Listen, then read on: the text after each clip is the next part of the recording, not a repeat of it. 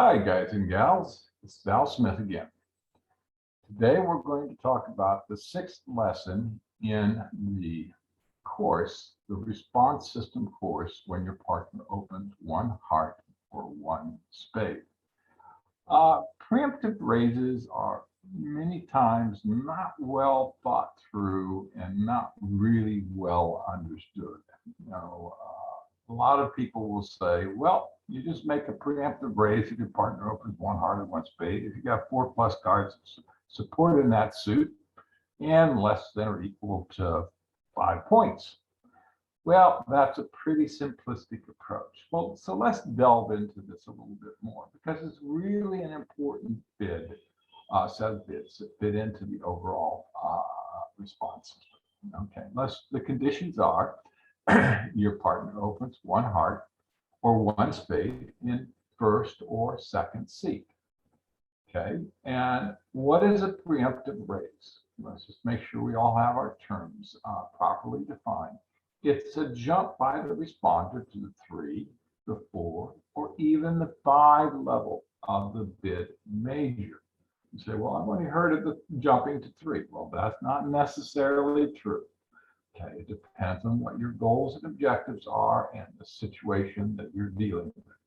Okay, why do you want to make a preemptive raise? Well, you want to describe your hand as exactly as possible. You're going to have a very weak hand or a weak hand. You need to distinguish between those two levels of strength.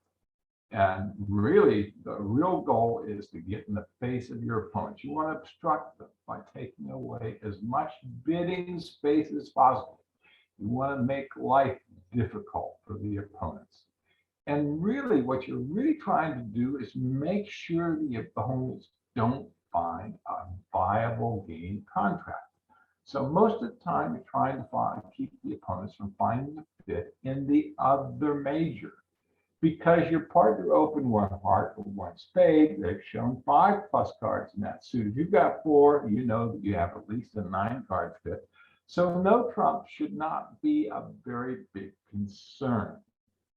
Okay, probably is not going to be a viable contract in 90 to 95% of the cases. Okay, when are you going to do this? When you've got 3+ card support, but little to no possibility for making the game. Now, let me say that's 3+ cards. You say, I've never heard of doing it with 3 cards. Well, there are certain times when you want to actually consider that. What you do depends on several different considerations. First, there's 2 that are overarching that apply in all situations. The first is vulnerability. Okay, if you're non-vulnerable versus vulnerable, you have what we call favorable vulnerability. You can get away with murder in this particular situation. Okay, the second is non-vulnerable versus non-vulnerable. Again, it's not you have again, the penalties are not as great, so you can consider doing it. Vulnerable versus vulnerable, we still do preemptive raises. Vulnerable against non-vulnerable gets a little bit dicey. You got to be careful.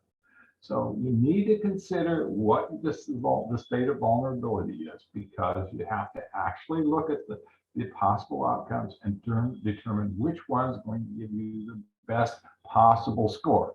Remember, it's not whether you make the contract or not, it's what your score is going to be on the hand. The second is the shape of your hand. If you've got an unbalanced hand, it's going to encourage you to make the preemptive raise. If you've got a balanced or semi-balanced hand with little or no trumping ability, it's not as encouraging. So you have to look at your hands in conjunction with the state of your vulnerability and then look at these other factors to determine what you want to do. So one of the things is how many cards you have in your partner's bid suit. Okay, we'll talk about each one individually. The strength of your hand.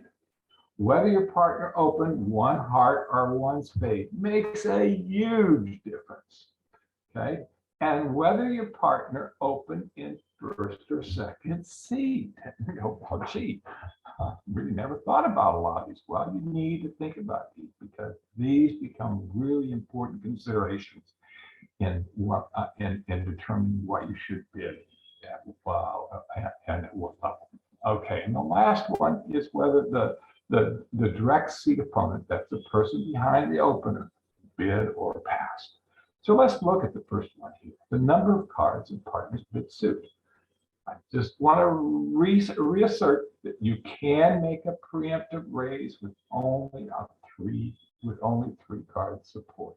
And when you want to do this, well, it's kind of upside down logic. You want to do it when you're really, really weak with an unbalanced hand. Okay, well, would I do it with 0 points? I would, because you know that you've got a fit and you want to get in the face of your opponents and obstruct them. Got an example for you later on. Okay, if you've got another consideration is vulnerability.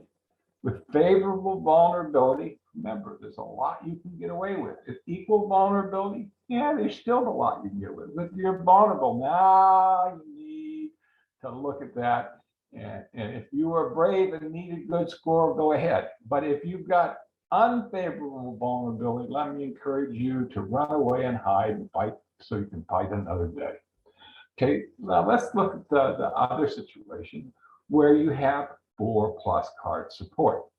Okay, now the preemptive raise is really based upon the law of total tricks, okay, which says if you've got 9 cards, you should be able to bid to the 3 level of that suit and have a reasonable chance of making it. If you've got 10, you can bid to the 4 level. Okay, so that's one dimension of the puzzle. The second dimension is other characteristics of your hand. So if you've got 4+ cards, you should definitely be thinking about a preemptive raise if you're weak or very weak. So let's take a look at a couple of examples here, just based upon the number of cards that we've got. In the first example here, we've got 3 spades, 3 hearts, 6 diamonds, and 1 club. We've got 0 points. Okay, but we do have a singleton club, and our partner opened 1 heart, and the first opponent passed. What do we know? At this particular point in time, we know we ain't got jack. Okay, but we do have a fit for hearts, and we do have a singleton club. And we know that the second opponent has probably got a big hand. And what we want to do is we want to get in there and tell our partner we got something, but we're never going to say anything else again. So what we're going to do here, we've got 3 hearts. We're going to bid 3 hearts. This is one of those unusual situations with you're going to make a preemptive raise with only 3 card support. The weaker you are, and the more unbalanced you are, the more you want to make that preemptive raise. Okay, let's look at the next one. Here, we're not vulnerable versus not vulnerable. So equal vulnerability. Our partner opened 1 spade. Wow, we've got 6 spades. Okay, we got 0 points and 2 distribution points. Okay, but we got 6 spades. So we've got 11 spades between us. What does that tell us? It tells us that the opponents probably have a fit in hearts, and they probably have a really good chance of making game because we've got such a crappy hand. Okay, the only encouraging thing about the bidding so far is that the second opponent passed. But what that tells us about the first opponent passed, the second opponent's probably got a relatively large hand. Okay, and if they don't, our partner's got a fairly large hand. So what we want to tell them is we've got support and we've got a weak hand. So what are we going to do here? What we're going to do is we're going to go ahead and we're going to bid 3 hearts or possibly even 3 spades or possibly even 4 spades. Okay, I would tend to bid 3 spades here. Now, there are certain situations where I would consider bidding 4 spades. Okay, but that's a story for another day. Okay, so you definitely want to make the preemptive bid in this particular situation. You say, well, why don't you just bid 4 spades? Because you got 11 card fit. The law of total tricks says you should be able to make 4. Well, because you've got such a crappy hand. Okay, you got relatively no trumping ability. You've got a bunch of spades. but you have no other trick-taking ability. Why push the envelope to a contract to a level where the contract has a high probability of not being able to be made, where you can obstruct the opponents by bidding 3 spades and making them go to the 4 level without any information, but you still have the opportunity to later push to 4 spades if you so desire.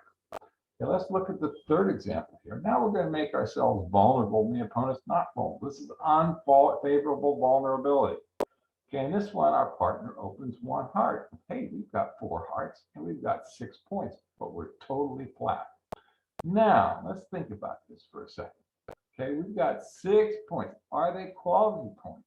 Yeah, we've got 2 kings. We couldn't do much better than that with 6 points. Okay, what do we want to do here? Well, we've got 2 nice kings. We know we're totally flat.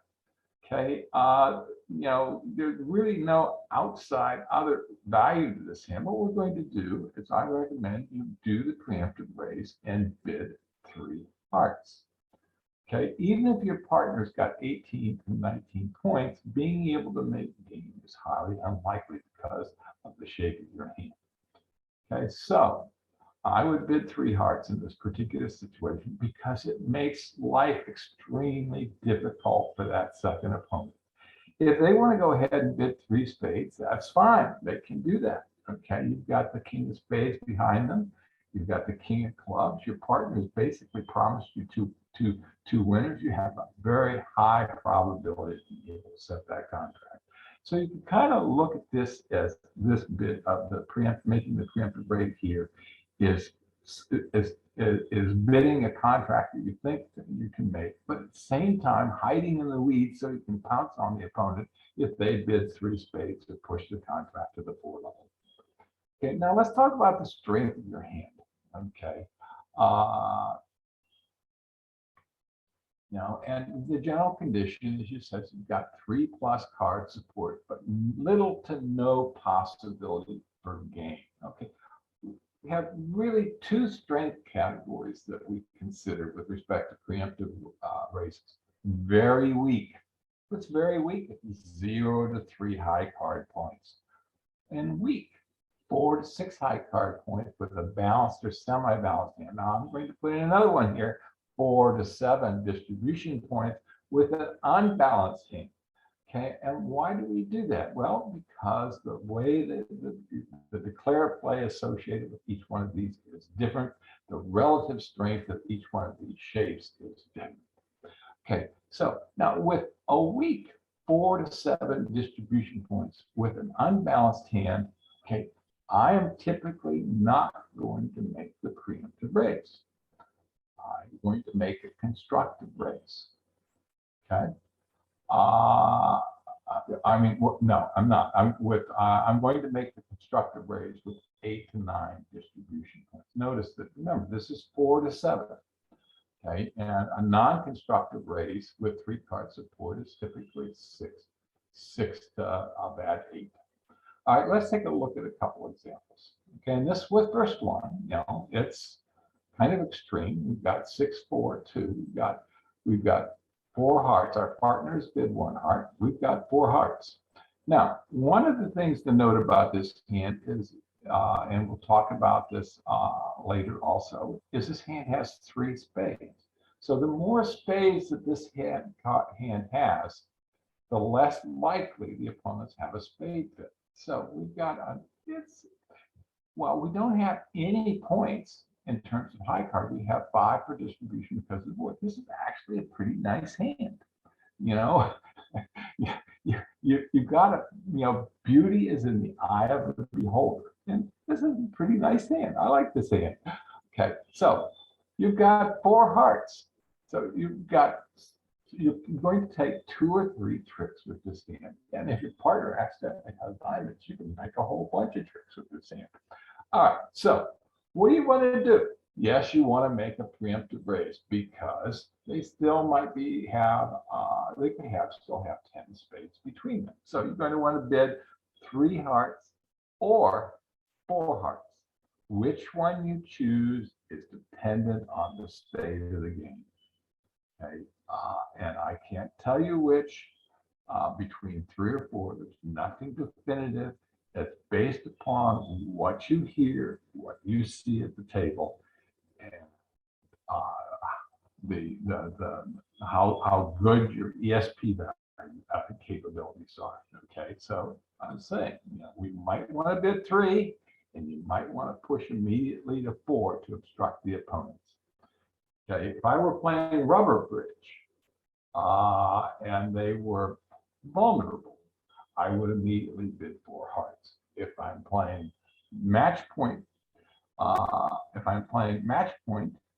I probably bid 4 hearts. If I'm playing imps, I would probably bid 3 hearts.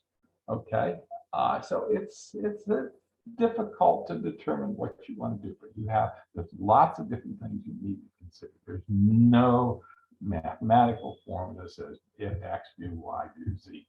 All right, let's take a look at the second one here. Now, but notice that there is a difference between your partner opens 1 heart or your partner opens 1 spade. Okay, in the second hand, we're not vulnerable versus not vulnerable. And our partner opened 1 spade. So we've got equal vulnerability. We do have 4 spades. We have 5 high card points, and we have 6 distributional points. So because it's spades, okay, and we're not vulnerable, okay, we are going to go ahead and do the preemptive raise. Okay, we know we have very little possibility of gain. We've got 6. Our partner would need to have a really nice hand and probably 19 or 20 points. So by bidding 3 spades, what we're doing is really shutting the opponents out in terms of finding a potential heart fit. And given the values you have, potentially even 3 no trump. So, but three spades achieves a lot of the objectives of the preemptive bid. Let's look at the next one here. Here we're vulnerable versus not vulnerable. So we've got to exercise a little bit of caution. Okay, and we've got 4 spades, and we've got 6 points. All right, now. One of the things we can do here is we can, even though we could make the preemptive bid, we can go ahead and bake it. We can try to buy this contract at a cheaper level by bidding 2 spades, by going through 1 no trump semi-forced. Okay, now why would we do that? Well, if we bid 2 spades and the opponent and our partner passes and the opponent passes, we're going to play at the 2 level. If the opponents do something, we could always then bid 3 spades. Okay, we're not giving anything up by bidding 2 spades. In fact, we potentially will confuse the opponents even more by showing up 2 spades as a stronger bid than bidding 3 spades. So you have to take that in consideration. All right, now, I mentioned this earlier. There's a big difference between if your partner opens 1 heart or opens 1 spade. Remember, the goal is to obstruct the opponents as much as needed. Not as much as you can, as much as needed. Since spades is the highest ranking suit, it's much, much more obstructive than hearts, because if you bid 1 heart, the opponents can bid 1 spade. They can make the bid spades at the same level. But if you bid 1 spade, they've got to go up a level. So that's a huge increase, at least a factor of 2 in terms of the degree of obstructiveness. Okay, the challenge is to determine whether if you can buying the contract at the cheapest level. Okay, if there's no possibility of gain, it's much better to play at the 2 level than the 3 level. So it's a 1 trick difference. So the probability of making a contract at 2 level is much, much higher than making one at the 3 level. Okay, so remember, the whole goal of the preemptive raises and all these what I call the 1/1 raises is to describe your hand and find the best contract. Okay, You can hedge your bets in spades, but generally you can't hedge your bets in hearts. Now, there is a case where you can hedge your bet in hearts. Okay, it depends on the number of cards you have in the other major. Okay, the more cards you have in the unbid major, the less likely it is the opponents have a bid in that suit. Okay, that's a really, really important thing to keep in perspective. Let's look at the first example here. Again, we've got vulnerable versus not vulnerable. One heart, your partner opened, one heart, the opponent passed. Okay, now, we're unbalanced. So coming back here, it's, we're unbalanced. So, that's a very positive aspect. Okay, we have three high card points we've got to avoid. That gets us 8. So what we have with this hand is actually too strong to preempt. So we don't want to make the preemptive raise. What we're going to do, remember, we've got 3 plus 5 is 8. Okay, to make a constructive raise, we need to have a good 8 to 9. I would qualify this as a good 8 because of the shape of the hand. Okay, so don't just automatically look at the hand and say, well, I've got 4 of them, I'm weak, I'm going to bid 3 hearts. Because if your partner has the right values, there's a possibility for making game with this hand, because you might take 4 tricks with this hand. That's an extremely high number of tricks given the number of points. But you might trump clubs 3 times and also be able to take the king of hearts. That's really a good hand. So don't sell yourself short. Don't sell your partner short. Don't make a preemptive bid in this case. Make a constructive raise of 2 hearts. Okay. There. Now, because you've got 4 spades, it's another mitigating factor. There's a very low probability that the opponents have a bid in spades. And if they do, the quality of your hand from a defensive value just went up also. So don't sell yourself short, bid 2 hearts. Leave the door open for your partner to explore game. Now let's look at the second example here. Your partner opened 1 spade. Remember, there's a big difference between hearts and spades. Okay, the responder's hand's got 5 high card points, 6 distributional points. Okay. In this one, hedge your bets. Don't bid 3 spades, bid 2 spades. 1 no trump, then bid 2 spades. Okay. You can always bid 3 spades later. Your nut doesn't cost you anything to go through 1 no trump semi-force, and show your partner you've got spade support. It's at least 2 card spade support and 6 to 9 points. If your partner's strong, they'll potentially explore a game. If not, they'll pass. If the opponents compete, then you can bid 3 spades later. Doesn't cost you a thing. Okay, let's look at this one. Not vulnerable versus one not vulnerable. Our partner opens 1 heart. Okay, in this case, we've got 5 hard card points, 1 for distribution, so we've got 6. Okay, what we want to do, because it's hearts, is we want to maximize the amount of obstruction, the amount of pain that we can inflict upon the opponents. So what are we going to do? We're going to bid 3 hearts. Okay. Do we plan to make it? Well, maybe not. But if we can't make it, it's probably because they've got a pretty good hand. They can make something themselves. Okay, so no matter what, bidding 3 hearts is probably going to give us a fairly good positive outcome. All right. Now let's take a look at the next factor. Yeah, there's a lot of different factors that affect this. There's nothing about bridge that's necessarily easy. Okay, now it's easier to determine what to do if your partner opened in second seat versus first seat. Why? You have more information. Second seat opens statistically are slightly stronger than first seat opens. Why? Because the first opponent could not open or preempt.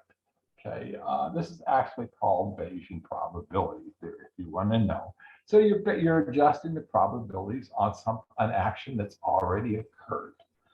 Okay, so now, and also you can then infer more about the opponent's second hand, because if first opponent passed, your partner did. You can look at your hand, you can infer quite a bit more about the second opponent's hand. If your partner opened one hearts and second seat, use one no trump semi-forcing non-constructives if you got a weak hand with weak. Now, weak, this is not very weak. This is weak at 4 to 6 high card points. Okay, why? Because both if both opponents have passed, partner's probably stronger. Okay.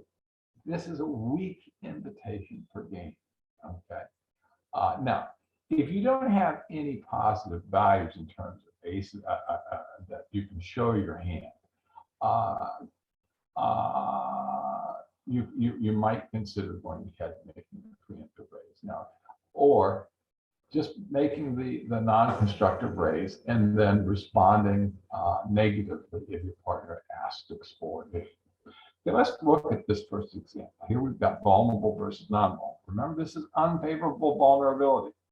Our partner has opened one heart and the opponent has passed in first seat. So we don't know what we do know is the opponent in the second seat passed.